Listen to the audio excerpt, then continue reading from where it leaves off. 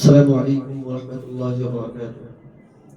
সম্মানিত দর্শক মণ্ডলী, আপনারা যারা এই মুহূর্তে আমাদেরকে দেখতে পাচ্ছেন, আহ, অত্যন্ত একটি আনন্দের সংবাদ নিয়ে আমরা উপস্থিত হয়েছি। আজকে আমাদের একজন প্রিয় ছাত্র সাদমান জামান, সে তার সর্বশেষ সবক আমাদের সামনে উপস্থাপন করবে। আপনারা দেখতে পাচ্ছেন সাদমান জামান আমার ডান পাশে বসে আছে। সাদমান, তুমি সালাম দাও। আসসালামু আলাইকুম ওয়া রাহমাতুল্লাহি ওয়া বারাকাতুহু। তুমি ভালো আছো? জি আলহামদুলিল্লাহ। আচ্ছা, জি জি, শুকরান। আমরা আমাদের মূল যে প্রেজেন্টার, যাকে নিয়ে আমাদের এই সেশনটি, সেই সাদমানের সাথে আমরা পরিচিত হলাম।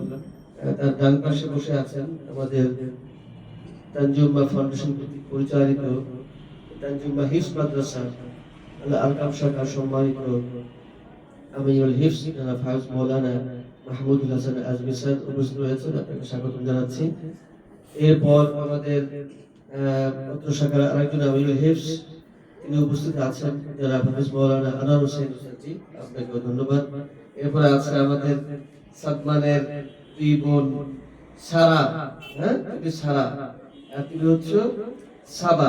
তোমরা ভালো আছো? হ্যাঁ, আলহামদুলিল্লাহ।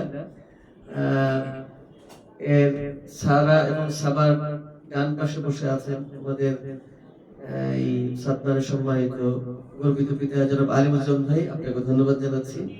এরপরে সাদমান জামান যার কাছে হিফজটা শেষ করেছে, সেই উস্তাদ যার হাতে শেষ করেছে আমাদের সম্মানিত উস্তাদ জনাব হাফেজ মাওলানা রায়হান কাসিম উস্তাদজি, আপনাকে ধন্যবাদ জানাচ্ছি।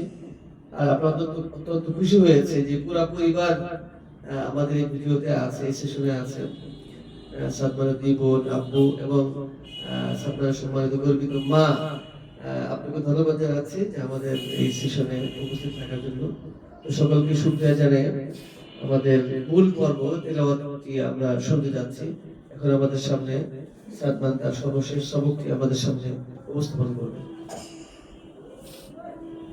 আসসালামু আলাইকুম ওয়া রাহমাতুল্লাহি ওয়া বারাকাতুহু।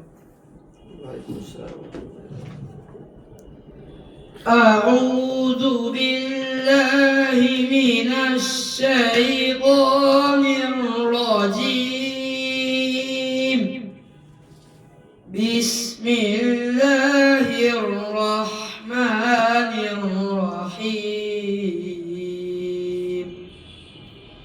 صبغة الله ومن أحسن من الله صبغة ونحن له عابدون. قل أتحاجوننا في الله وهو ربنا وربكم ولنا أعمالنا ولكم أعمالكم ونحن له مخلصون. أم تقولون إن إبراهيم وإسماعيل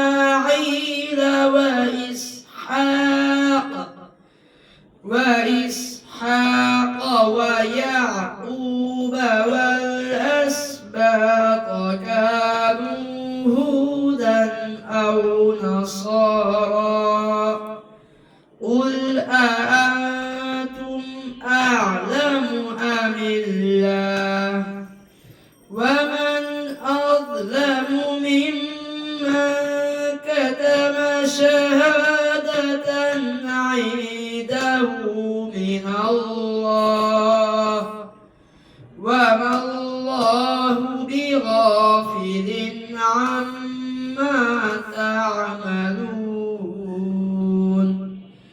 تلك أمة قد خلت لها ما كسبت ولكم ما كسبتم ولا تسألون عما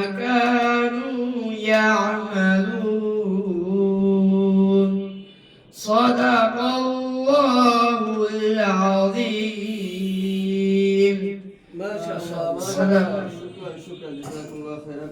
তোমাকে ধন্যবাদ। হ্যাঁ, মাশাআল্লাহ।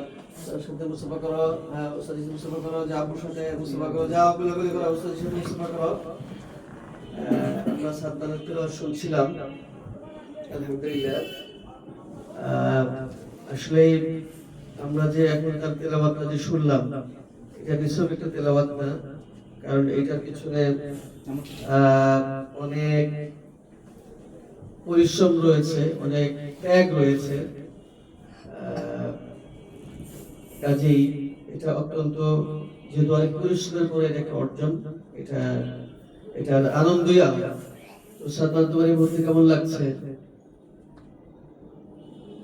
জি আলহামদুলিল্লাহ। আল্লাহ তাআলার দয়া ও অনুগ্রহে এবং উস্তাদ পিতা মাতার চেষ্টায় আজ আমি পবিত্র কোরআন হিফজ সম্পূর্ণ করতে পেরেছি, আলহামদুলিল্লাহ। আমি কোরআনের আলোয় আলোকিত হতে চাই এবং আমি ভবিষ্যতে একজন দাঈ ইলাল্লাহ হতে চাই। সকলে আমার জন্য দোয়া করবেন যাতে আল্লাহ তাআলা আমাকে কবুল করে। মাশাআল্লাহ, শুকরান। চমৎকার চমৎকার তোমার অনুমতি। তুমি যে কথাগুলো বললা, এটা যাতে আল্লাহ তাআলা যাতে তোমার এই, তুমি যে চূড়ান্ত যে কথাটি বলেছো যে তোমাকে দায়ী আল্লাহ হিসাবে তুমি হতে চাও, আল্লাহ তাআলা তোমাকে যাতে সেটা তৌফিক দেন সেই জায়গায় পৌঁছার জন্য। তো আমরা একটু এই আমাদের সাদমানের আব্বুর অনুভূতি শুনতে চাবো যে আপনার সন্তান হিফজ শেষ করতে পেরে আপনার এই মুহূর্তে কেমন লাগছে? জি, আসসালামু আলাইকুম। আমি মোহাম্মদ আলিমুজ্জামান, সাদমানের গর্বিত পিতা। আসলে সাদমান সম্পর্কে কিছু না বললেই নয়। হ্যাঁ, ওর ছোটবেলা থেকে কিছু সমস্যা ছিল। হ্যাঁ, ও ঠিক মতো খেতে পারতো না। হ্যাঁ, ও কথা বলতে পারতো না। আল্লাহর কাছে অনেক মানে আবদারের পরে বা আল্লাহর কাছে চাওয়া পাওয়ার পরে ও দীর্ঘ 4 বছর পরেই কথা বলা শুরু করছে। তখন থেকে আল্লাহর কাছে যে আল্লাহ, যেহেতু ওর কথাটাই তুমি দেরিতে শিখাইছো, যেন আসলে কোরআনের পাখি বা কোরআনটা যেন ওর মনের ভিতরে বা ওইটা দিয়ে যাতে শুরু করতে পারে, এটা আমাদের দুজনেরই, আমার এবং আমার ওয়াইফের প্রথমেই তখন আমরা ঠিক করে ফেললাম, যেহেতু সাদমান এই অবস্থায় আল্লাহ ওকে কথা বলার একটা সুযোগ দিছে, তাহলে ওর কথাটা যেন মানে আলোয় আলোকিত দিকে, আল্লাহ যেটা যেদিকে আল্লাহ তার ইমানদার ব্যক্তিদেরকে চায়, বা যে হিসেবে আমরাও অনেকে চিন্তা করি যে আল্লাহ, আমার ছেলেটা যদি কোরআনের হাফেজে হইতো আমার কতই না শান্তি লাগতো। তবে আল্লাহর কাছে আমি এইটুক আসলে শুকরিয়া জানাই যে আল্লাহর কাছে আমরা যখন যেভাবে চাই যে আল্লাহ আমার ছেলেটাকে হাফিজে বানাই দাও, এটা কিন্তু আসলে বাপ মার বলছে যে আমি একটা দেখি আহমদুল্লাহ হুজুরের একটা ইয়া ছিল যে বাবা মার চেষ্টাতেই ছেলে মেয়ে কি হবে, ভালো হবে না খারাপ হবে, এটা কিন্তু বাবা মার মানে চেষ্টা থাকতে হবে। এবং অনেকে মানে এটাও আছে যে তাহাজ্জুদ নামাজ পড়ে ছেলের মেয়ের জন্য দোয়া করা যে আল্লাহ যেন তাকে ভালো দিকে বা এরকম হাফেজি, বা এটা খুবই অনেক টাফ একটা ব্যাপার। আল্লাহ ওনাকে কবুল করে না, বাট আল্লাহ তাআলা এই জিনিসটা কবুল করছে। আমি অনেক অনেক আসলে আল্লাহর কাছে শুকরিয়া, এটা বলে বোঝানো যাবে না যে একজন হাফেজির বাবা মা আল্লাহ কিভাবে স্থান রাখছে। যাক, আল্লাহর কাছে অনেক শুকরিয়া। আমি আল্লাহর কাছে অনেক যেন আমার ছেলেটা ভবিষ্যতেও আরো এই লাইনটাতেই থাকতে পারে এবং তাকে কোরআনে, যেটা সাদমান নিজের মুখে বললো যে কোরআনের দায়ী হিসেবে যেন ভবিষ্যতে আগাইতে পারে। আলহামদুলিল্লাহ। আসসালামু আলাইকুম ওয়া রাহমাতুল্লাহি ওয়া বারাকাতুহু। শুকরিয়া। আপনি তো আসলে অনেক তার পিছনে সময় দিয়েছেন, অর্থ ব্যয় করেছেন, আপনারা দুজন অনেক ত্যাগ স্বীকার করেছেন। এই অর্জনটা যদি ধরে রাখা যায়, কোনো কিছু অর্জন করা যায় অনেক পরিশ্রমের পর, আবার সেই অর্জনটাকে ধরে রাখাটাও কিন্তু অনেক কঠিন হয়ে যায় অনেক সময়। সেই জন্যই আজকে তার সবকটা শেষ হলো, কিন্তু এটাকে আয়াতকে নিয়ে আসা, ইয়াদ করা, এটাও বেশ সময় সাপেক্ষের বিষয়। ইনশাআল্লাহ, যেহেতু এই পর্যায়ে সে শেষ করেছে, সে ইয়াদ করতে পারবে ইনশাআল্লাহ। হ্যাঁ, আচ্ছা, বিশেষ করে উস্তাদজিকে ধন্যবাদ জানাই যে তিনি অনেক পরিশ্রম করেছেন এর পিছনে, এবং আমাদের আমির হিফজদয় তারাও খেটেছেন, এবং তার সাথে সংশ্লিষ্ট যারা আছে, আমাদের স্টাফ বৃন্দ আছে, সর্বপর্যায়ে যারাই আছেন দায়িত্বশীল বৃন্দ, সকল পর্যায়ে শিক্ষকদের উৎসাহের বিষয় আছে, আমি সকলকে ধন্যবাদ জানাই। এবার যে আমি আপনাকে বলবো যে আপনারা যদি সংক্ষেপে আপনার অনুভূতি ব্যক্ত করতেন। আসসালামু আলাইকুম। আসলে আমার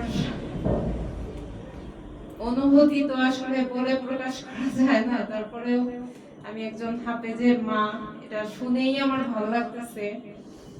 আর সাদমান যখন ছোট ছিল তখন থেকেই নিয়ত করছি যে আমার ছেলেকে মাদ্রাসায়, ভালো একটা মাদ্রাসায় পড়াবো।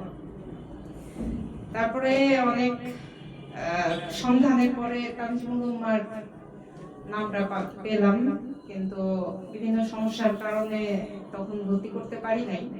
পরবর্তীতে তানজিমুল উম্মাতে ভর্তি করলাম এবং আমার ছেলে হাফেজি সম্পূর্ণ করলো।